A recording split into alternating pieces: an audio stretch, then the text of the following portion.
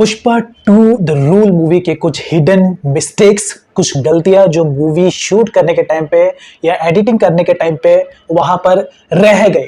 तो अगर आपने पुष्पा 2 मूवी देखा है तो आज का वीडियो आप लोगों को देखने में मजा आएगा, बिकॉज आज हम देखने वाले पुष्पा 2 मूवी को लेकर कुछ हिडन मिस्टेक्स कि मूवी में क्या क्या मिस्टेक्स हुई है। तो बिकॉज जब भी कोई मूवी रिलीज होती है ना, चाहे वो बॉलीवुड हो, हॉलीवुड हो या साउथ की मूवी हो, कोई भी हो, तो मूवी को शूट करने के टाइम पे या एडिटिंग करने के टाइम पे या वीएफएक्स या सीजीआई यूज करने के टाइम पे थोड़ी कुछ वहां पे गलती रह जाती है। तो उसी को ही फाइंड आउट करने के लिए एक चैनल है मिस्टेक काउंटर, जिन्होंने भाई साहब पुष्पा 2 मूवी को लेकर कुछ मिस्टेक्स निकाले शूटिंग के टाइम के। तो आज हम उसी वीडियो को देखने वाले। तो चैनल पर अगर आप पहली बार अगर आप आए हो मेरे चैनल पर, तो सब्सक्राइब जरूर कर लेना, लाइक भी जरूर कर लेना अगर आपको मेरी वीडियोस पसंद आती है। तो टाइम वेस्ट नहीं करते हैं, स्टार्ट करते हैं। 3, 2, 1 स्टार्ट। तो भैया सबसे पहले तो स्पॉइलर अलर्ट, अगर आपने ये मूवी अभी तक भी नहीं देख रखी है तो ये वीडियो यहीं पे छोड़ के चले जाओ, क्योंकि वीडियो में भर भर के स्पॉइलर होने वाले हैं। Okay bye. तो ये है अपने पुष्पा भाऊ अपने ही शर्ट पे अपना ही हाथ का ब्रांड बनाते हुए। लेकिन एक मिनट, अभी तक तो इन्होंने हाथ पीछे मारा ही नहीं है और यहाँ निशान बनने पहले ही चालू हो गए। और भाई ये कैसा निशान बना है, मतलब बीच में इतना बड़ा गोला कैसे छूट गया, वो भी एकदम परफेक्ट शेप में, मतलब एकदम आर्टिफिशियल लग रही है। जस्ट किडिंग गाइस, ये आर्टिफिशियल ही है।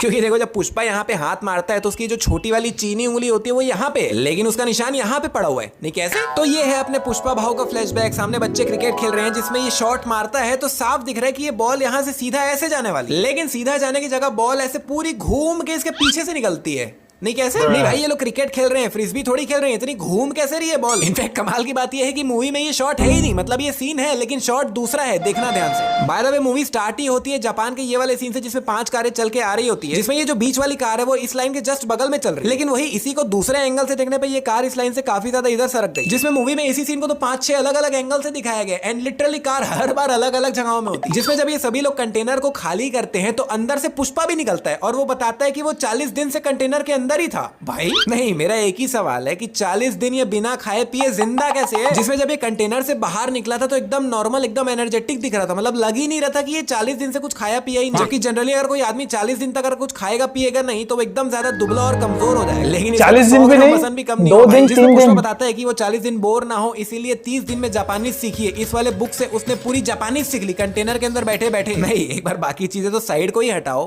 कंटेनर के अंदर अंधेरे में इसने बुक पढ़ के जापानीज कैसे सीखी भाई? अब ये मत बोलना अंदर टॉर्च लॉजिक है, मजाक से हटके पुष्पा 40 दिन बाद कंटेनर से बाहर निकला, उसके बाद भी उसके अंदर इतनी एनर्जी थी कि उसने इतने सारे लोगों से अकेले फाइट किया, जिसमें इस बंदे को पुष्पा ने अपने कंधे पे रख के लिटरली सीढ़ियों से भाग के इतना ऊपर तक चढ़ गया। नहीं मैं अपना बता रहा हूँ, 2 फ्लोर सीढ़ी चढ़ता हूँ हांपने लग जाता हूँ, और ये 40 दिन बिना खाए पिए रहने के बाद कैसे? I don't know, और इसी बंदे को कंधे पे रखे रखे आए बाय जंप भी कर रहा होता है। नहीं ये थोड़ा ओवर हो गया है। नहीं लिटरली मूवी के स्टार्ट में ये जो फाइट सीन दिखाया गया है बहुत ज्यादा ओवर द टॉप लगता है। एग्जांपल के लिए ये वाला सीन जिसमें पुष्पा लिटरली क्रिश बन जाता है, एक से दूसरे पे, दूसरे से तीसरे पे एकदम क्रिश जैसे जंप कर रहा हो। नहीं ये सीन थिएटर में देखने के बाद तो लिटरली ऐसा लग रहा था कि हो गया भाई, बस अब हो गया। एंड अभी जब जंप कर रहा होता है तो साइड में काफी सारे लोग होते हैं, लेकिन वही दूसरे एंगल से देखने पे वहां से वो लोग गायब हो जाते हैं। इनफैक्ट पुष्पा ने ये जो हाथ में हथियार भी पकड़ रखा है वो भी दूसरे एंगल से देखने पे गायब हो गए, और थोड़ा आगे चलते ही अगेन वापस भी आ गई। पुष्पा ने 2000 टन लाल चंदन बेच के 4900 करोड़ रुपए कमाए हैं, जिसमें ये इस पैसे के पैकेट में चक्कू घुसा के ऐसे खोल रहा है। भाई आराम से नोट फट जाएगा, क्या कर रहा है, शांति से खोल। जिसमें भी इन लोग का काम ये है कि इन लोग को नोट गिन के इनको इस सोफे के अंदर डालना, और लिटरली ये लोग इस थैली को खोल के नोट को कचरे के जैसे नीचे गिरा रहे हैं, फिर एक एक करके नोट को समेट रहे हैं, गिन रहे हैं, फिर डाल रहे हैं। नहीं तुम लोग क्या थोड़े से नहीं, मतलब भाई बनी बुनाई गड्डी सामने पड़ी है, गड्डी गिनना नहीं आता क्या? उसको गिनो और सीधा डाल दो, ये कचरा काम क्यों कर रहे हो? लिटरली भाई अभी यहाँ पे 4900 करोड़ रुपए पड़े, कितना होता है तुम लोग जितना सोच रहे हो उससे भी ज्यादा। नहीं मतलब अभी 2024 में ही 4900 करोड़ की वैल्यू कितनी ज्यादा है, और ये मूवी है 90s के समय की, उस समय का 1 रुपए अभी के 100 रुपए के बराबर था। तो सोच लो भाई। नहीं लिटरली बता रहा हूँ, पूरे पिक्चर में पुष्पा का रॉब देख के मेरे को खाली एक ही सीन याद आ रहा था, मेरे पास बहुत पैसा है, ये देखो दोस्तों पैसा, बहुत सारा पैसा, गरीबों। मूवी में जब ये वाला सीन आता है जिसमें आई थिंक सभी लोग पुष्पा की भतीजी को ढूंढने जा रहे हैं, तो भाई अगर आप यहाँ पे गौर से देखोगे तो कितने सारे लोग यहाँ पे एक्टिवा चला रहे हैं। नहीं, पुष्पा पार्ट 1 जो मूवी थी वो 1990 के आसपास के समय की थी, और अगर पुष्पा 2 में लेट से 5 साल बाद का भी सीन दिखाया जा रहा है तो भी पहली जो एक्टिवा इंडिया में लॉन्च हुई थी वो ईयर 2000 के बाद हुई थी। तो इतने सारे लोगों पे एक्टिवा कहाँ से आई भाई? और एक बार एक्टिवा को साइड में हटाओ, ये वाली जो स्कूटी है बिना गूगल सर्च किए मैं खुद से ही श्योर हुई 2010 के बाद की ही है, तो इसके पास कहाँ से आई भाई? इनफैक्ट अगर हम यहीं से थोड़ा ऊपर जाके यहाँ साइड में इस बिल्डिंग पे गौर करें तो भाई कितने सारे बोर्ड्स लगे हुए हैं यहाँ पे। नहीं मतलब थोड़े बहुत तो सब जगह लगे ही होते हैं, लेकिन यहाँ पे ज्यादा है भाई। अभी इन दोनों लोगों के बीच में इतना ही गैप है कि 2 लोग बीच से सिर्फ चल के जा सकते, लेकिन जैसे ही पुष्पा इन तक पहुंचता है दूसरे एंगल से देखने पे इन दोनों के बीच में काफी ज्यादा गैप बढ़ जाता है। और भाई दिन का समय है, हेडलाइट क्यों जला के रखी हो? तुम्हारे पास तो बटन भी होगा बंद करने के लिए, कर दो यार। पुष्पा पार्ट 1 में श्रीवल्ली का फेस कलर थोड़ा ब्राउनिश सा था, और अभी देखो कितनी ज्यादा गोरी दिख रही है। नहीं, कौन सा स्किन केयर रूटीन फॉलो कर रही है भाई? ये देखो दोस्तों, पैसा, बहुत सारा पैसा, गरीब।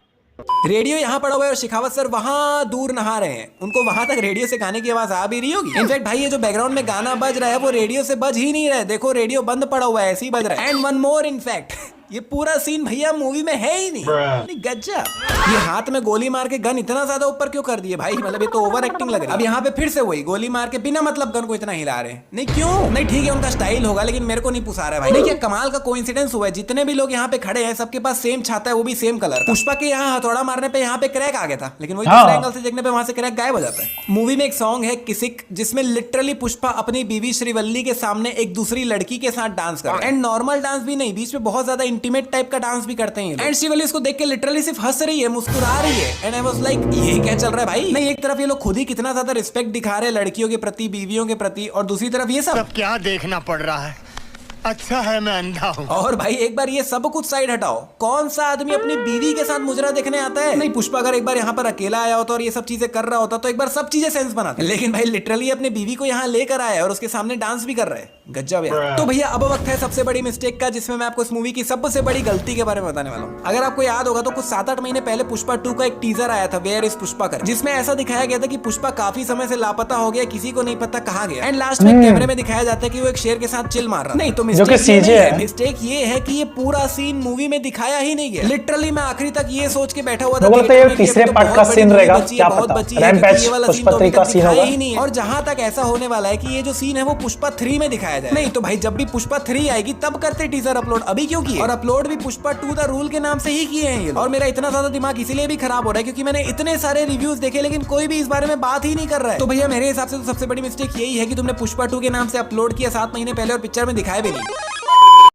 ओवरऑल आप लोगों ने तो देख लिया पुष्पा 2 द रूल मूवी के कुछ मिस्टेक्स। अब ये जो भी मिस्टेक्स है ये एकदम लॉजिक और एकदम राइट वाले मिस्टेक्स थे, खाली लास्ट वाले पार्ट को छोड़कर। बट ओवरऑल जो भी मिस्टेक्स में बताया है जरूर बताना। मूवी देखने के टाइम पे आपको ये बिल्कुल भी पता नहीं चला होगा, ऑब्वियसली बात है किसको भी पता नहीं चलता है, लेकिन फर्स्ट टाइम जो भी हम मूवी वॉच करते हैं नॉर्मल ऑडियंस हमें नहीं पता चलता है, लेकिन जो इस टाइप के यूट्यूबर्स होते हैं स्मार्ट, जिनका काम ही होता है पकड़ना, तो वो जरूर पकड़ लेते हैं, लेकिन 2 से 3 बार मूवी को वॉच करने के बाद, ध्यान से देखने के बाद। तो ओवरऑल आपको ये मूवी वीडियो कैसा लगा, मिस्टेक्स पुष्पा 2 मूवी को लेकर? और यस अगर आपको पुष्पा 2 मूवी को लेकर और भी वीडियोस देखने हैं आप मेरे वीडियो लिस्ट में जाके चेकआउट कर सकते हो। और यस अगर आपको ये वीडियो पसंद आती है और आपको मेरी वीडियोस पसंद आती है तो आप मेरे चैनल को सब्सक्राइब भी कर सकते हो, जिससे कि आपको ऐसे और वीडियोस देखने को मिलेंगे। तब तक के लिए गुड बाय।